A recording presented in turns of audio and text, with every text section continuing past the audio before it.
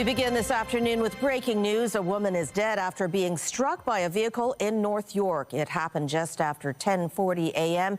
in the area of Don Mills Road and Lawrence Avenue East. Police say the pedestrian was taken to hospital with serious injuries where she later died. Police say the collision happened in a private parking lot. They say the vehicle involved remained at the scene. And we're following developing news from Vaughan, where a motorcycle rider is dead following a collision. It happened around 10:15 a.m. in the area of Dufferin Street and Caraway Drive. The motorcycle collided with another vehicle in the area, and the rider was pronounced dead at the scene. The circumstances leading up to the collision are under investigation. Dufferin Street is closed in both directions at the 407 for the investigation. Good afternoon. The Toronto District School Board says it's cutting more than 200 jobs. The board says it is cutting the administrative positions in an attempt to modernize as it faces declining enrollment. CTV's Janice Golding has been following this story. She joins us live now with the latest. Janice? Hi, Pauline. Yes, the TDSB actually says that there will be more than 300 jobs impacted in total here. Now, these cuts involve school administration staff. 218 positions are being cut, while another 91 vacancies will not be filled. The TDSB says that the job cuts are due to, quote, declining enrollment, adding that these changes are part of the TDSB's broader efforts to protect classroom learning, support student achievement, and restore long-term financial sustainability. The board says classroom staff won't be impacted by these cuts. However, in April, the TDSB announced that it would be cutting 289 teaching positions. The union, which represents the nearly 12,000 education workers at the TDSB, says it doesn't know which specific jobs will be impacted yet, but says these recent cuts are just a part of the picture. John Weatherup saying this isn't about declining enrollment, but about government underfunding. I think we're misunderstanding. It's 1,000 staff leaving next year, right? You've got the teacher. This is the latest round of cuts. When you put it with the teacher cuts, you put it with our DEC cuts, you put it with the spec ed cuts, you put it with the lunchroom supervisor cuts.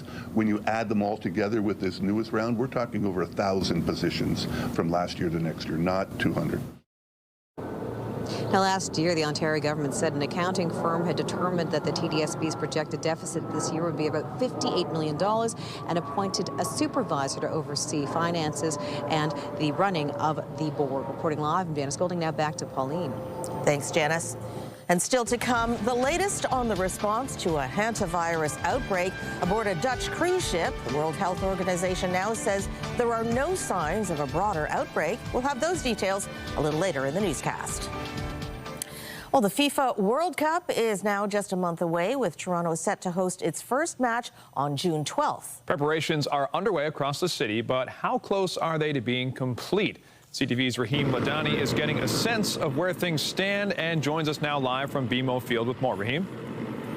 Hey, Sean, you know, BMO Field signage has actually started to be taken down in front of the stadium because today the city is handing over control of the stadium to FIFA for the duration of the tournament. And so we're no longer standing in front of BMO Field. We're actually standing in front of Toronto Stadium, and that will be the case throughout the event. This is still a very active site. A lot of crews we've been noticing on scene doing work inside and around the stadium. However, the city says they do feel confident that they're in a strong place 1 month out to welcome hundreds of thousands of visitors. There was a test run over the weekend. We know that there was a big match between TFC and Inter Miami. We saw about 44,000 fans come here for that match.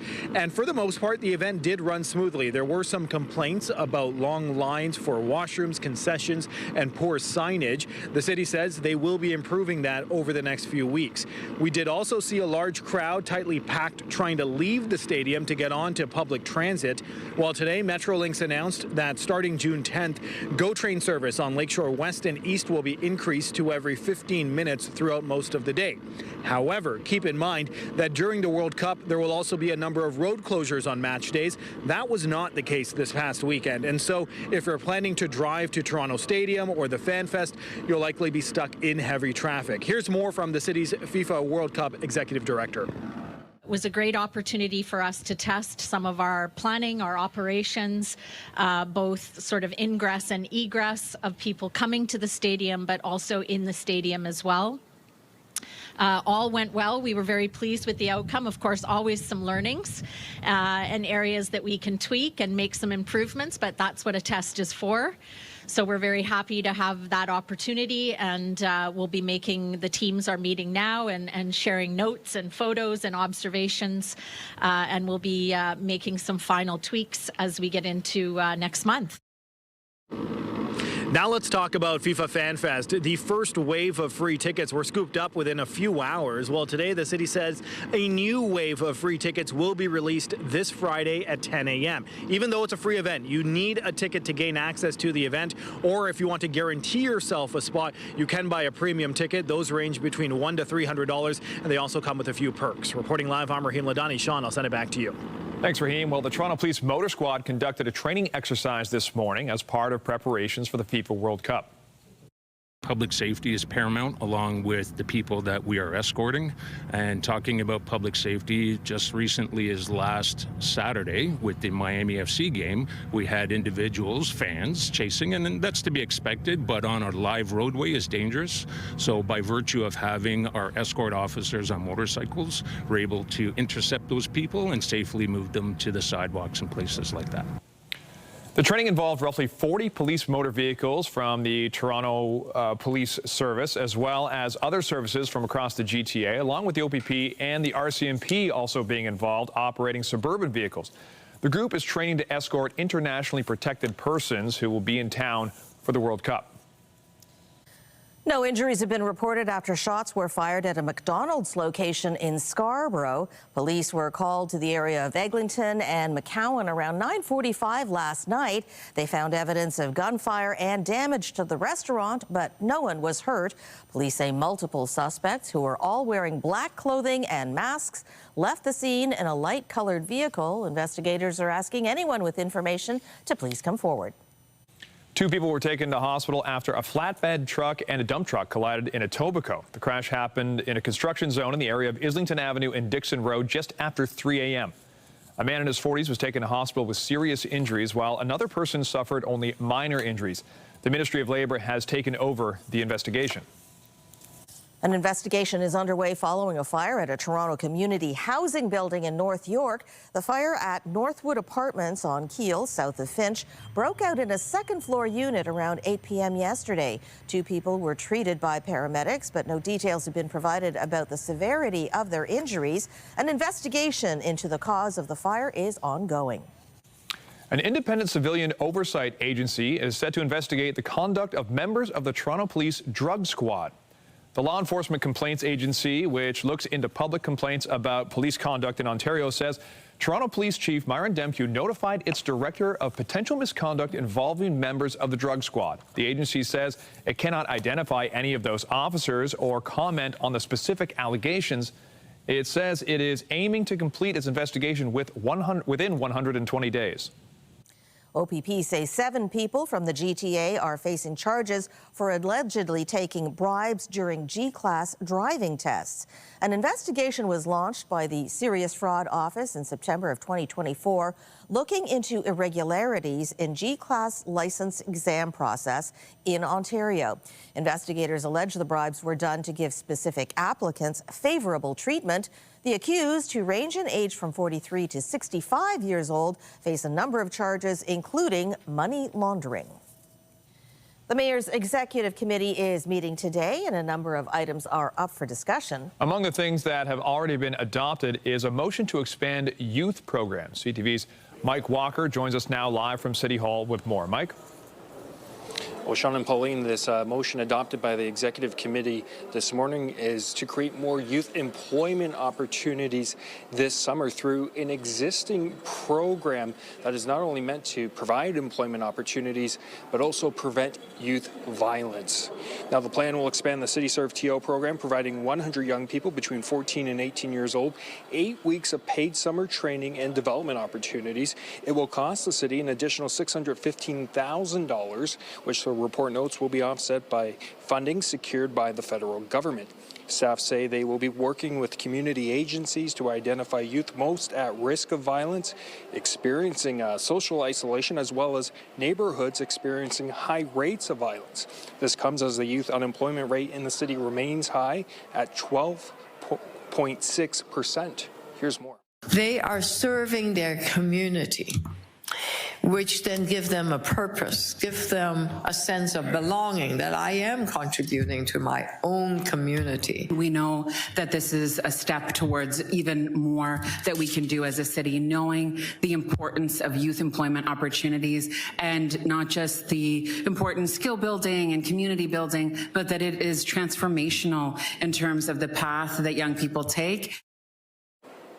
Now, this will go before council at its next meeting. Also on the agenda today at Executive Committee is a plan to standardize the air conditioning assistance program, which through a pilot last year benefited 500 low-income seniors. Reporting live at City Hall, I'm Mike Walker. Sean, back to you. Thanks, Mike. We'll have more news in a moment. But first, here's a live look at what looks like part of the city, the Toronto Islands there. It's a beautiful day this afternoon. Lindsay Morrison is here with a look at the current conditions. Lindsay, we want to look towards the weekend, but we do have to talk about right now. It's not bad. Right now is pretty good, Sean. We will take it. But the next couple of days do bring a little bit of cooler conditions, some showers to talk about too, but not right now. It is lovely. It is 10 degrees at Pearson Airport, double-digit temperatures right across southern Ontario, and light winds that are coming from mainly a southerly direction. Now, there's lots of sun out there. We do expect a little bit of cloud to drape in this afternoon, and then there's what's coming for tonight. We're looking at showers for the evening, steadier rain overnight with the risk of a thunderstorm. But yes, ahead of that, gorgeous this afternoon. 13 degrees for the high. You'll notice that that is still well below seasonal. Our average temperature this time of year is now about 19 degrees. But I do have some great news when it comes to the long weekend. We'll talk all about it. That's coming up. But for now, Sean, I'll send it back over to you. Thanks, Lindsay.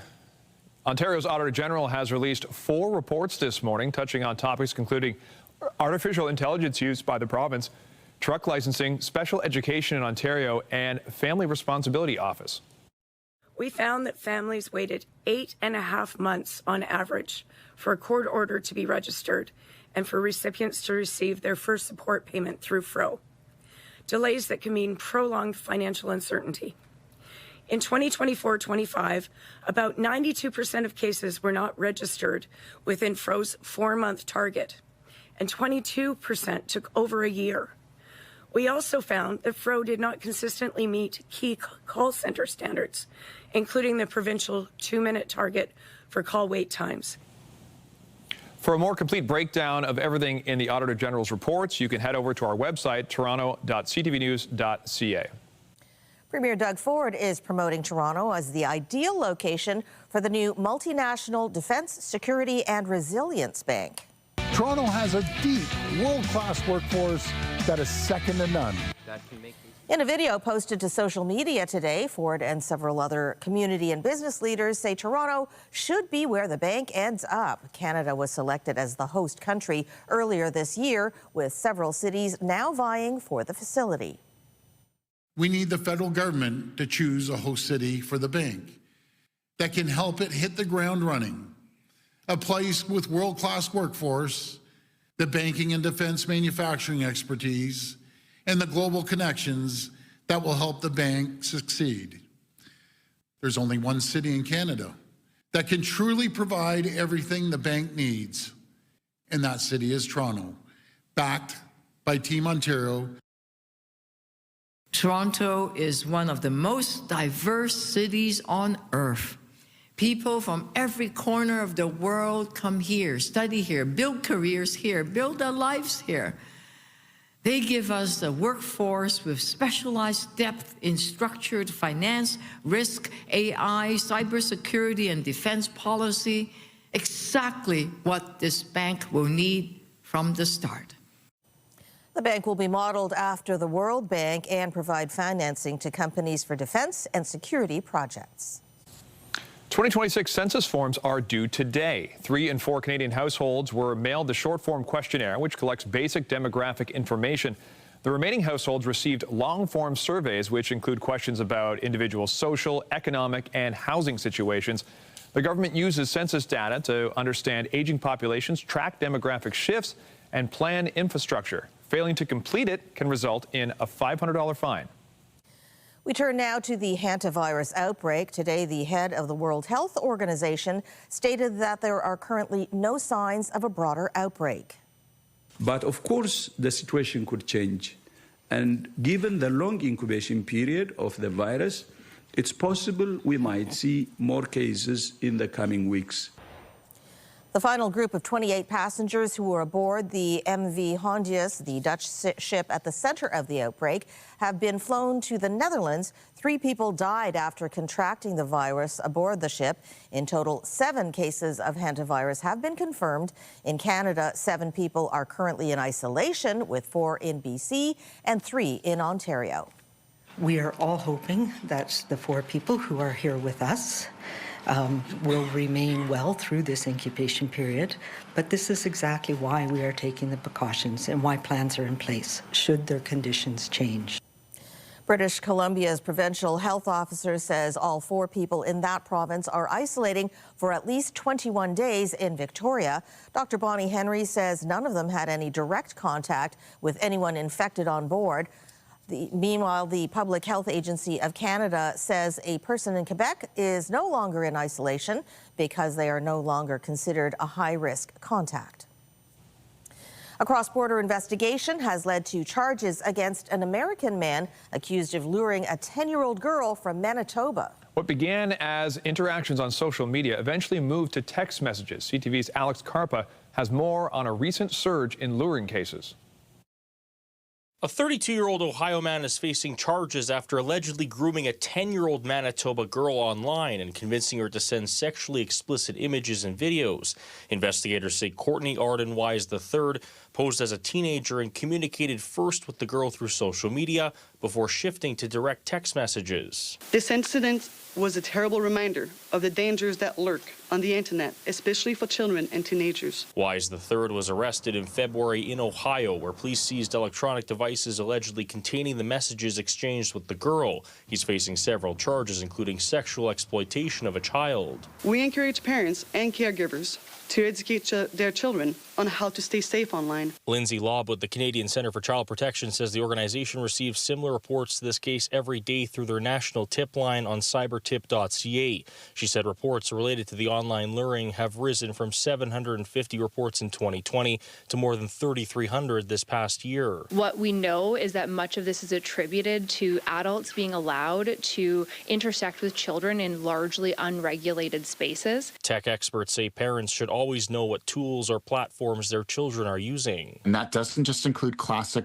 tools like social media apps and artificial intelligence. Increasingly, it can also include gaming platforms or even music platforms that incorporate social media features into them. U.S. investigators believe the suspect may have targeted other children, and the investigation is still ongoing. RCMP did confirm that Wise III is not facing any charges here in Canada. Alex Carpa, CTV News, Winnipeg. A new report suggests Canadian wineries could add billions of dollars to the country's GDP if all the trade barriers facing the industry are eliminated. CTV's Annie Bergeron-Oliver has been following this story. She joins us live now from Ottawa with more. Hi, Annie. Hi, Pauline. What can you tell us about this report? What are the highlights? So this report was commissioned by the Wine Growers Canada, and it was prepared by Deloitte. And essentially the big headline here, Pauline, is that the industry says it could contribute way more to Canada's GDP, create far more jobs and economic activity if many of the trade barriers between the provinces were removed. Right now, Canadian wines represent just 28% of all domestic sales and contribute $10 billion annually to the GDP. This report would like to see both of those numbers grow. In the next 15 years, the report would like to see Canadian wines make up 51% of domestic sales of wine. And they believe that if this happens, then GDP will actually go up.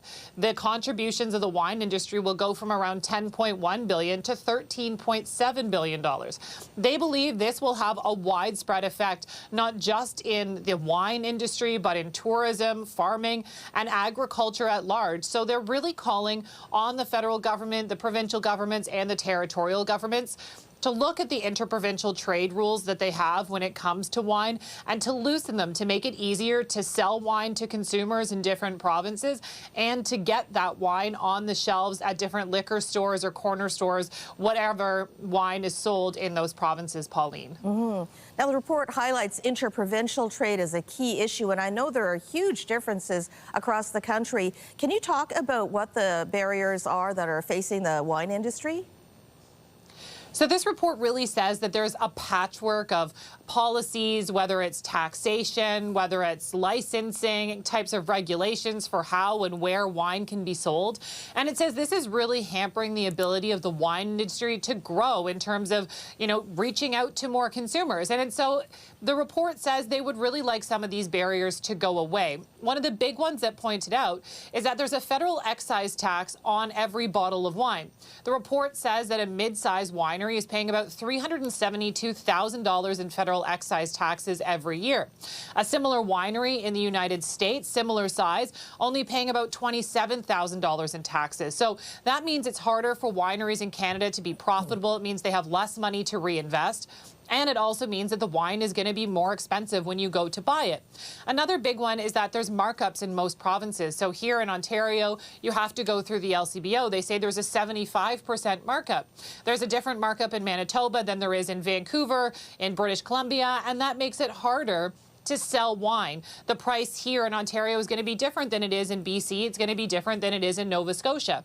The other thing, too, is that even though the federal government has signaled they have this action plan, they have signaled that they want the provinces to drop some rules when it comes to direct-to-consumer sales. So far, that hasn't happened. So what it means is that if you're in Ontario, you can't actually order wine from your favorite winemaker in Quebec. You are not allowed to do that, and they want to see that removed. But again, there's complications there.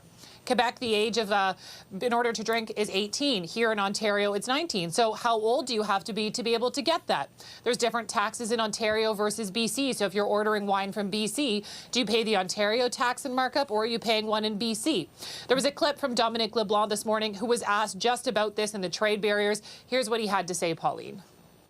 The government of Canada has removed all of our barriers to the interprovincial sale of alcohol. The government of Canada has absolutely no restriction on the interprovincial sale of alcohol. The provinces have a series of regimes around the sale of alcohol, but the good news is 11 of the 13 provinces and territories have agreed to allow direct-to-consumer sales of alcohol. So a winery in Nova Scotia can sell directly to a customer in Ontario. We think the provinces need to do more. So you can tell that LeBlanc there from a federal government perspective is really calling on the provinces to do more. And that action plan has been signed by 11 jurisdictions, but there hasn't been a lot of movement on those steps. So, for example, the direct-to-consumer sales. In Ontario, they just signed an agreement that you can do that with Nova Scotia, but you can't do it with another province. So there's something that they want to work on. And ultimately, this report says, Pauline, now is the time to do it because American booze of all sorts is harder to get, which means that more people are looking at Canadian wines. And with this big push for Buy Canada, they say now is the time to remove these barriers to help grow the Canadian wine industry, to help the economy and get that wine on more tables at dinner every night, Pauline. All right. Thanks so much. CTV's Annie Bergeron-Oliver. Thank you. Turning to the war in the Middle East, U.S. President Donald Trump says the ceasefire with Iran is on massive life support. After reading that piece of garbage they sent us, I didn't even finish reading it. Trump has rejected Iran's counter-proposal to end the war. Iran was reportedly demanding sovereignty over the Strait of Hormuz, compensation for war damages, as well as an end to fighting on all fronts, including in Lebanon. Trump has accused Iran of going back on an agreement to hand over enriched uranium. Iran has called its proposal responsible and generous. Meanwhile, Trump and leaders from more than a dozen companies are headed to Beijing for a summit with Chinese President Xi Jinping.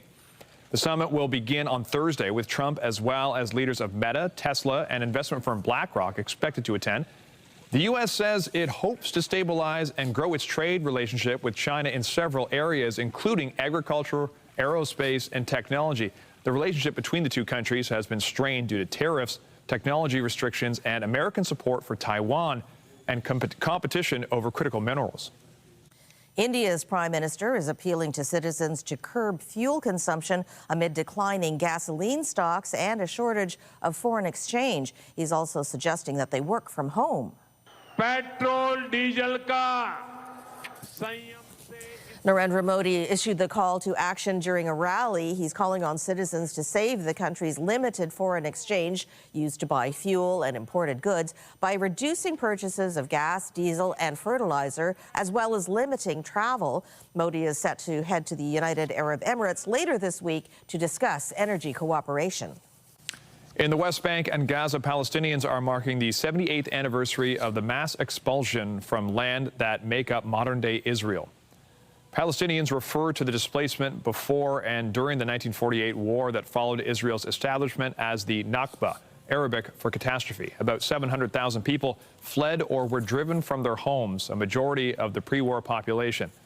The right to return to ancestral towns and cities has been a Palestinian demand throughout decades of peace negotiations. There were marches today, and mosques blared a commemorative siren for 78 seconds, one to mark each year since 1948. British Prime Minister Keir Starmer told his cabinet today he will not resign despite growing calls from within his own party. Is this the changing Prime Minister? Cabinet ministers left this morning's meeting at 10 Downing Street without making any comment. Starmer is facing calls to step down following last week's disastrous results for the Labour Party in local elections. He's also facing criticism over the UK's struggling economy. Starmer was elected in 2024 with the UK's next national election still 3 years away. Canadian astronaut Jeremy Hansen and his Artemis II crewmates were welcomed to Capitol Hill today.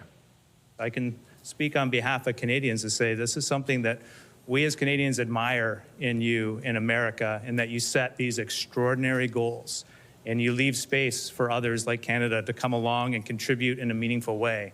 And by doing those things, you garner immense respect around the world, but you lift up others to come along with you. Congratulations. Each of the astronauts received a copy of a resolution passed unanimously on behalf of the U.S. Senate. It says, "Thank you to the crew for their leadership. The resolution will remain forever in the record of the United States." The astronauts conducted the first crewed lunar flyby in 50 years during their 10-day mission last month, and they ventured further into space than anyone before them.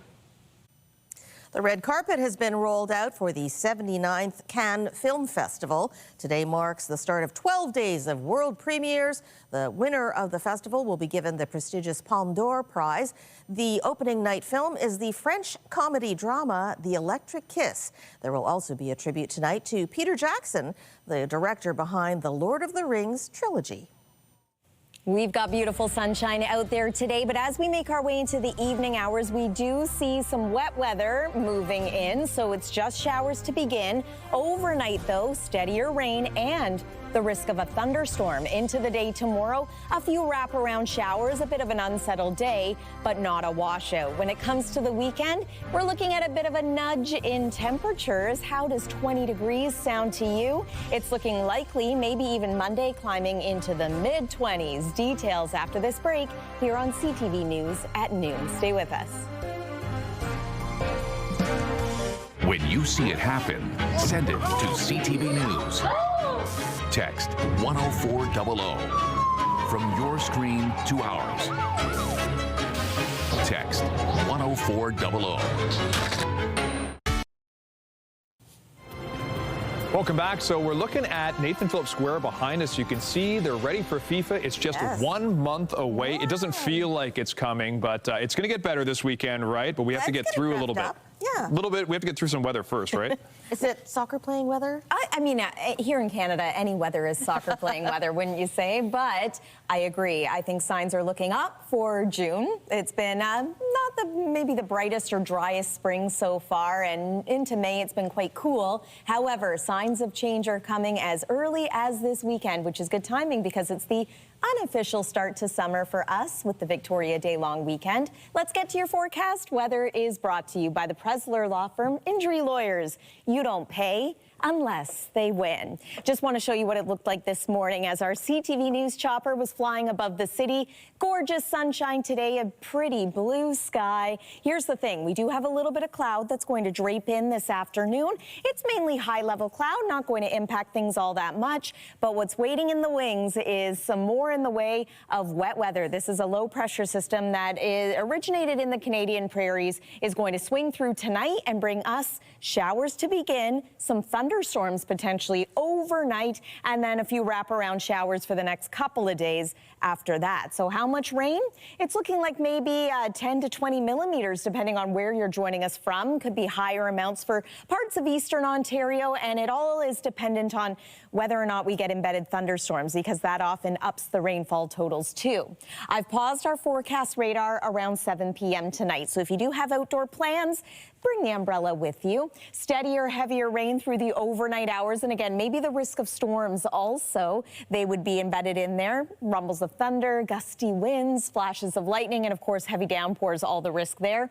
Tomorrow, not nearly as steady, the rain, but it is an unsettled day. Chance of showers in the morning, again around the noon hour, and then wrapping around this low pressure system into Thursday as well. So maybe some early morning showers, bit cloudy in the afternoon, and then we're finally going to clear on Friday. Back into sunshine and hopefully into some warmth as well. So let's talk about that next.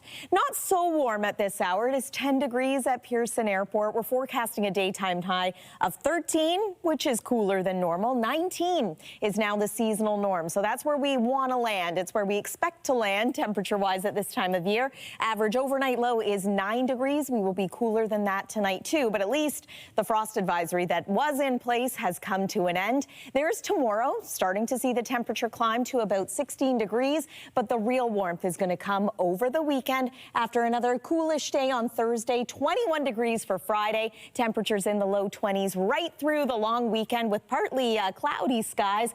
Monday could be a little more unsettled, but an expected high of about 25 degrees sounds pretty good, does it not? Sean, I'm going to send it back over to you. Sounds good. Thanks. Well, the Blue Jays will be looking to snap a 2-game losing skid when they continue their series with the Tampa Bay Rays this evening.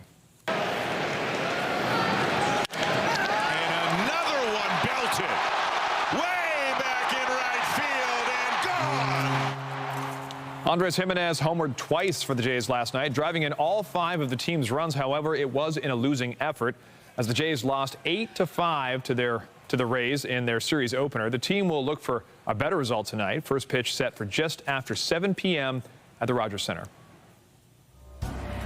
And still to come, Toronto Public Health is giving away free condoms for the World Cup. We'll have the details when we come back.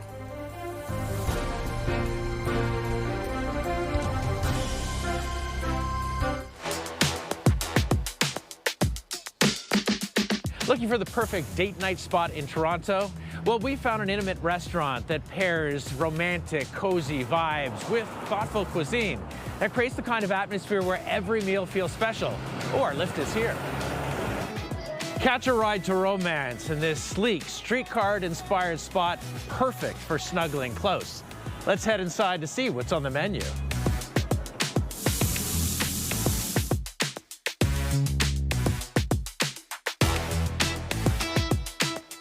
Warm wood panels, glowing lights, and side-by-side tables set the mood, while elevated menu classics and a craft cocktail menu make the night unforgettable. So Adrian, I'm loving the vibe, I'm loving the music, I'm loving the feel, the look of everything here. Now, you're really well known for 416 Snack Bar, which isn't all that far away. It's literally around the corner. Tell me about the different vibes between the two places. For sure. I mean, 416 is a little more raucous. It's a little bit more sort of late night focused. We have a lot of industry clientele there, and the kitchen goes until 2 a.m. over there every day. It's a little bit more, you know, we like to say a little bit that like 416 is for our 20s and short term is for our 30s. Raucous versus romance, right? Exactly. I like that. But I'm excited to see what's on the menu. Oh, so we here we got got Dave. Come on in here with this. Shrimp for you guys. A Taiwanese popcorn shrimp put together by Chef Kevin Lowe back over there. It's crunchy, it's spicy, it's got the fried curry leaves on top, and please, I want you to give that a try. You got to judge me on my use of the, oh wow. Oh yeah, not his first rodeo. So a little bit of sweet spice, but then also a good little kick to it. Meant to be sort of something for everybody. Very savory. Oh, Yeah. I really, really like that. Yeah, excellent. That's really good. Wow, I could eat that whole thing. You've recently got some real notoriety for this burger. Tell me about it. So it was recently voted #2 in Toronto Life's Best New Burgers for the city. Hey, here we go. There you go. Watch the drips. Is that a slamming burger? Wow. Wow. To finish off our sexy day. Yes, look at this. This is our large pancake. And, you know, I like to think of it as breakfast dessert, but really a large pancake for dessert can be dessert at any time of day. This is... For one. For one, yeah. I got a big mouth, Adrian. Perfect. Uh-oh. You know what I have to say? Yeah. Short-Turn and I are going on a second date, that's for sure. All right. It begins right now. With its inviting glow and heartfelt dishes, this spot turns any evening into a memorable date night. It is a Toronto gem you won't want to miss. Full details at cp24.com. Cheers.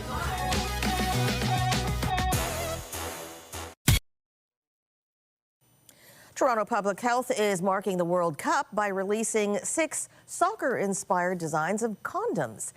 With hundreds of thousands of visitors expected for the tournament, the city is distributing free condoms at various locations, including the 4 TPH sexual health clinics.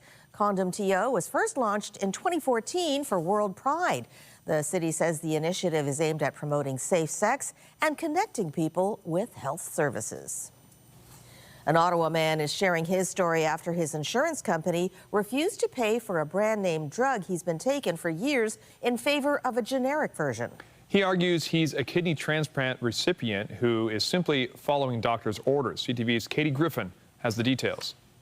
One of the 1 milligram. Chad Zachary has taken this medication every day since his kidney transplant 3 years ago. It's my wife's donated kidney, and I feel I owe it to her to make sure I keep it as healthy as I can for the longest time. Advigraph, the brand name of the drug tacrolimus, is used to help prevent organ rejection. His insurance plan with the federal government had reimbursed the cost of hundreds of dollars until last month. They said no, there is a generic medicine. Canada Life told him reimbursement at the brand name cost can only be approved if an adverse reaction to the lowest cost alternative drug has occurred or is expected to occur. So Zachary sent in the required form with a doctor's note stating there's a risk of organ rejection with a generic version. And we made sure to point out what the doctor had said about the risks of making the switch, and then when we heard that it was denied the second time, it was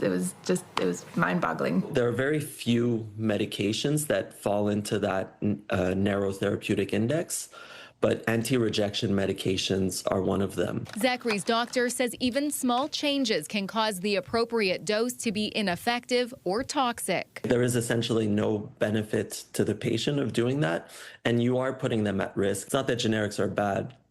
It's just that in this case, for this medication, you want to keep as much as possible patients on the same brand of medication to avoid that variability. In a statement, Canada Life says the government's Public Service Healthcare Plan Authority determines what is covered under its plan, and Canada Life administers claims in compliance with it. The Treasury Board says reimbursement is limited to 80% of the cost of the generic equivalent, and that it's Canada Life's medical experts who determine eligibility for reimbursement of the brand name drug. I'm blessed that we have two incomes, but there's a lot of things that other people are not going to be in a position to pay. And so I'm not sure why they would take a risk with somebody's life to save a few dollars. Katie Griffin, CTV News. Still to come, struggling to find summer jobs. We'll have more on youth unemployment across the country when we come back. It's shaping up to be another tough year for people looking for summer jobs, with the rise in unemployment disproportionately impacting young people. When you have a bit higher unemployment overall, then a lot of organizations and businesses have the luxury of hiring people that might have more experience, and that kind of puts out the young people. And there's that old adage, you know, how do you get experience if you won't give me experience? So we are seeing a bit of that, and some of that slowdown is because of the tariff. Some businesses are cautious and so on. But as far as, you know, generational thing, I mean, certainly like any generation, they've got to learn how to do things a little differently than maybe they're used to. Everything is digital these days. Youth unemployment rose to 14.3% in April, more than double the current overall unemployment rate of 6.9%. Youth Employment Services says it's often a good idea to focus on seasonal jobs like landscaping, summer camps, hospitality, and retail. Well, a recent survey is outlining just how much financial strain Canadians are under. It's also showing how people are trying to stretch their dollars. CTV's Leah LaRocque reports. Dennis Granier can't believe how expensive life is these days. You try to find deals wherever you can because it's crazy out there. The price of food and gas, the biggest strain recently on people's pocketbooks. Food, electricity, everything, gas, for instance, right now, like people are, they are suffering. A recent survey by Harris & Partners, a bankruptcy insolvency trustee, backing what many are feeling. More than 90% of Canadians changed how they managed their money in the past 6 months due to shifting economic conditions.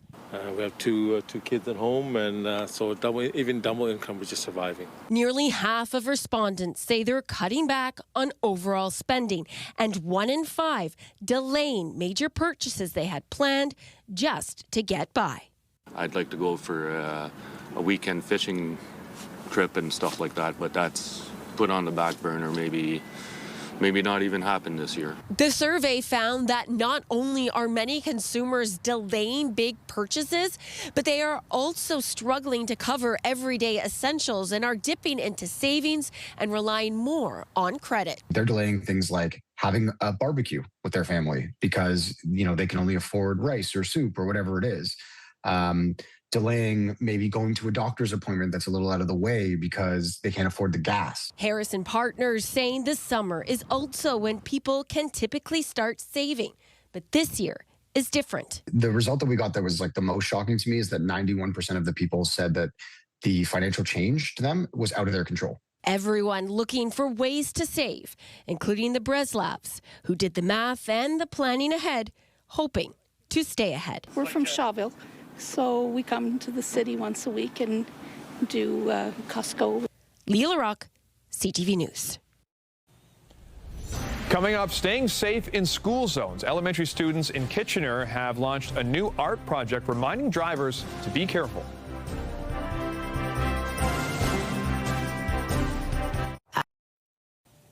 Welcome back. A group of students at a Kitchener elementary school are working to make school zones safer for themselves and their classmates. Artwork they created is being featured on new signs urging drivers to be careful. CTV's Krista Simpson has the details.